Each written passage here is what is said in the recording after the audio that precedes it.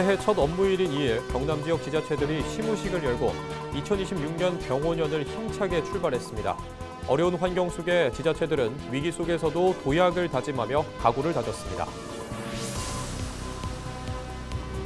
의령이 영하 11도 아래까지 뚝 떨어지는 등 2일 아침 경남 대부분 지역에 매서운 강추위가 이어졌습니다.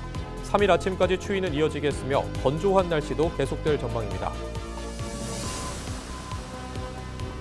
올해 정치권의 화두는 단연 6월 열릴 제9회 전국 동시지방선거입니다. 우리 지역의 참된 일꾼을 뽑는 지방선거를 앞두고 과거 선거 지형은 어땠는지 짚어봅니다. 올해 선거에서는 지역마다 많은 후보가 자신만의 다양한 공약을 들고 한 표를 호소하는데요. 선거 일정은 어떻게 되고 주의할 점은 없는지 알아봅니다.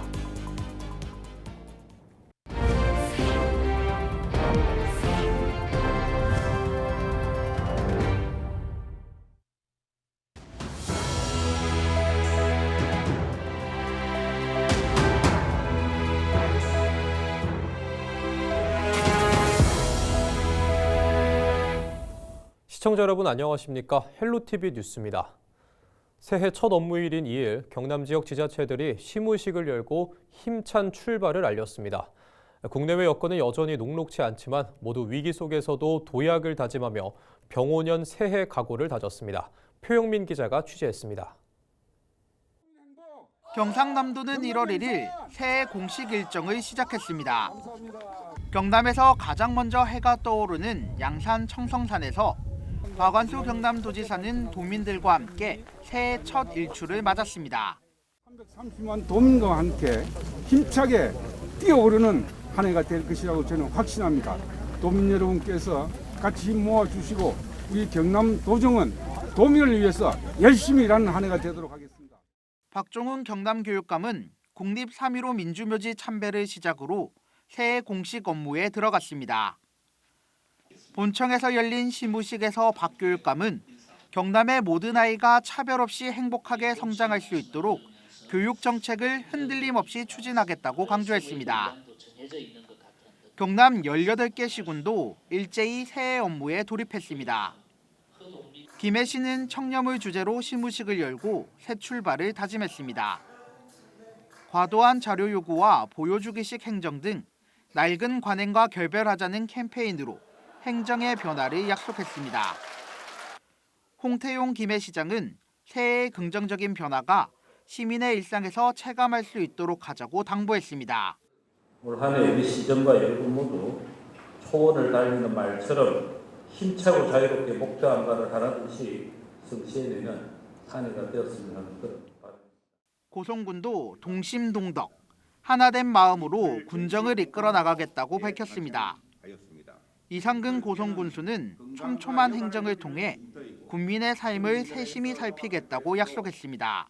고성군은 언제나처럼 힘차게 나아가겠습니다. 한 분 한 분의 목소리에 귀 기울이며 어제보다 나은 내일이 고성이 되도록 최고의 가치를 창출하는 군정을 펼치겠습니다. 새해 업무가 시작된 첫날, 경남 곳곳에서 전해진 다짐이 도민의 일상 속 체감할 수 있는 변화로 이어질 수 있길 바랍니다. 헬로티비 뉴스 표영민입니다. 2일 아침 경남 대부분 지역에 매서운 강추위가 이어졌습니다. 기상청은 북서쪽에서 내려온 찬 공기의 영향으로 부산과 울산, 경남 곳곳에서 영하 11도에서 영하 4도의 기온 분포를 보였다고 밝혔습니다. 오전 6시 기준 의령이 영하 11도, 창녕 영하 10.3도, 진주 영하 8.2도, 김해 영하 7.3도, 창원은 영하 6도 선을 보였습니다. 3일 아침까지 경남 내륙은 영하 10도 안팎, 부산과 울산, 경남 대부분 지역은 영하 5도 이하로 떨어지겠으며 낮 기온도 5도 선에 머물 것으로 전망됩니다. 바람까지 강하게 불어 체감 온도는 더욱 낮아 춥겠으니 건강관리에 특히 유의하셔야겠습니다. 건조한 날씨도 계속됩니다. 2일 오전 10시를 기해 경남 진주와 함안, 부산과 울산 일부 지역을 중심으로 건조특보가 발효됐습니다. 바람도 강하게 불어 작은 불씨가 큰 불로 이어질 수 있는 만큼 화재 예방에도 주의하시길 바랍니다. 네, 올해 정치권의 화두죠. 오는 6월이면 제9회 전국 동시 지방선거가 열립니다. 이재명 정부가 출범하고 첫 선거라 각 정당 모두 사활을 걸고 있는데요.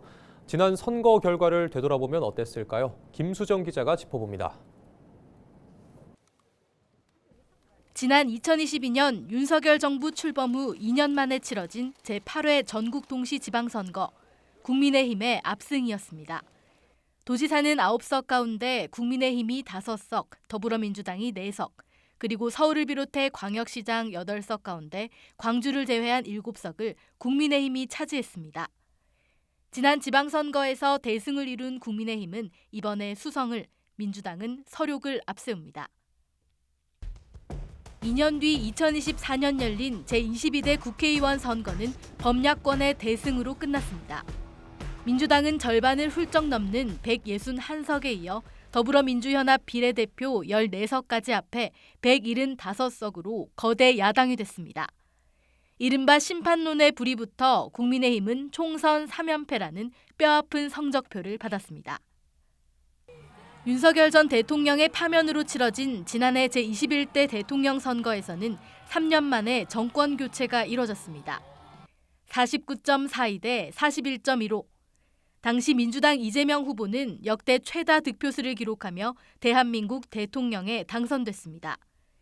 투표율도 79.38%로 1997년 치러진 제15대 대통령 선거 이후 최고치입니다.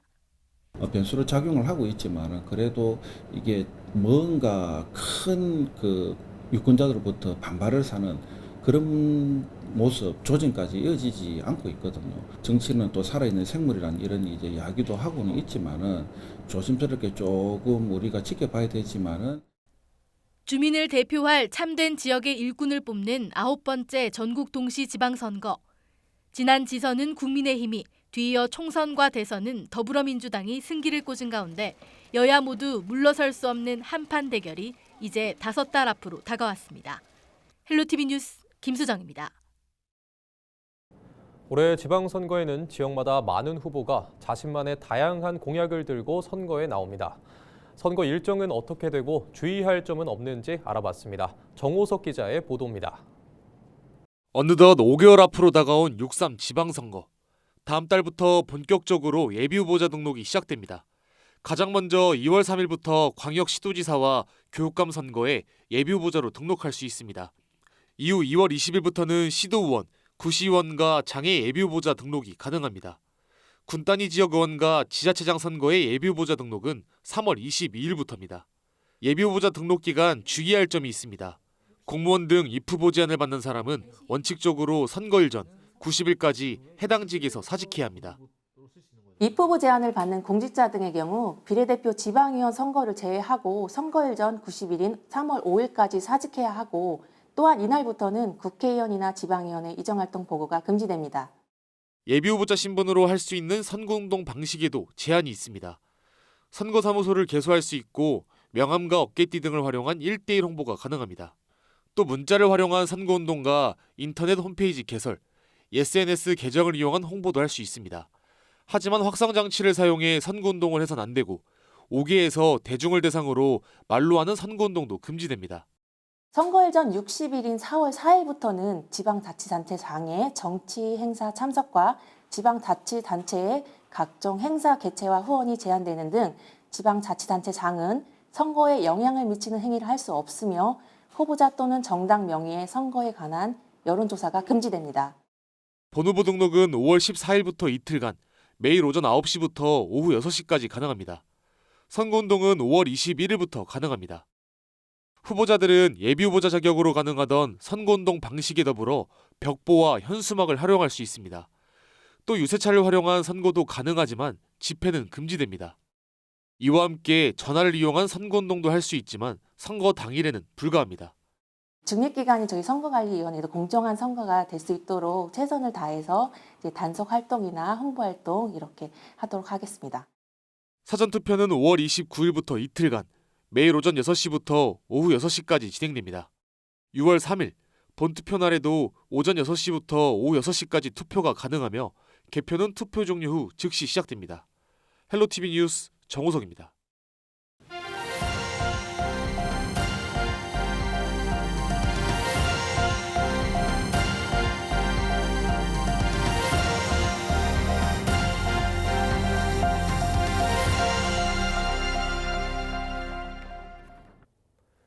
고성군은 지난해 고향사랑 기부금 모금액이 5억 500만 원을 기록했다고 밝혔습니다.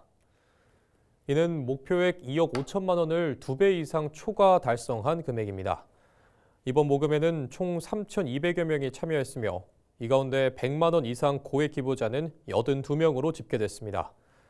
고성군은 출향인과 기업체 참여는 물론 각종 행사장 홍보와 기부앤테이크 활동 등이 성과로 이어진 것으로 보고 있습니다. 통영시가 청년 부부의 결혼 초기 경제적 부담을 덜기 위해 청년 부부 결혼 축하금 지원 사업을 추진합니다. 지원 대상은 통영시에 주소를 둔 만 18세 이상 45세 이하 청년 부부로 가구당 최대 100만 원을 통영사랑 상품권으로 나눠 지급합니다. 신청은 예산 소진 시까지 가능하며 통영시청 방문 또는 이메일을 통해 접수할 수 있습니다. 부산 지역화폐 동백전의 캐시백이 오는 6월까지 최대 10%로 적용됩니다. 동백전을 사용할 수 있는 부산 소상공인 공공배달앱 땡겨요와 택시 호출 공공앱인 동백택시, 온라인 지역 상품몰 동백몰도 캐시백 요율 10%가 적용됩니다. 이 기간 월 캐시백 적용 한도는 50만 원으로 유지됩니다. 시는 또 하반기 동백전 운영에 대해선 발행액 추이와 재정 여건을 고려해 별도 발표할 계획입니다. 2일부터 7일까지 부산 지역의 295개 공립초등학교에서 2026학년도 초등학교 신입생 예비 소집이 진행됩니다. 부산시 교육청에 따르면 올해 부산 지역 초등학교 입학 대상자는 2019년 출생 아동 18,031명으로 지난해보다 소폭 감소한 것으로 나타났습니다. 이번 예비 소집은 아동의 소재와 안전 확인을 위해 대면 방식으로 진행되며 학부모 편의를 고려해 저녁 시간과 주말에도 실시됩니다. 시교육청은 부득이하게 참석하지 못할 경우 사전 연락해야 하며 무단 불참 시에는 관계기관과 협력해 아동 안전을 확인할 방침이라고 밝혔습니다.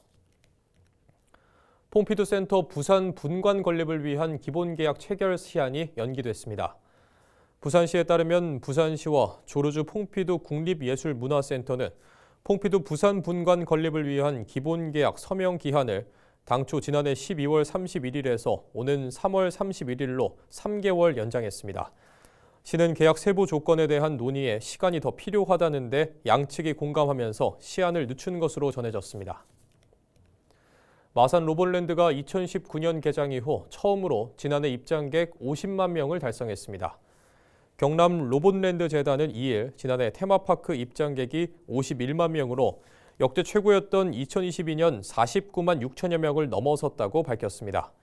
마산 로봇랜드는 2024년 직영화 이후 캐릭터 개발, 신규 체험관 도입 등으로 입장객이 늘어난 것으로 보고 있습니다.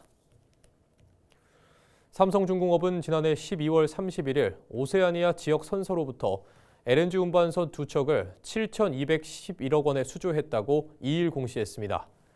이번 계약으로 삼성중공업은 지난해 총 79억 달러의 수주 실적을 기록하며 전년 수주 73억 달러를 넘어섰습니다. 삼성중공업은 지난해 LNG 운반선, 셔틀탱크, 원유 운반선 등 총 43척을 수주했습니다. 이상으로 뉴스를 마칩니다. 저희는 언제나 지역민 여러분과 함께합니다. 시청해주신 여러분 고맙습니다.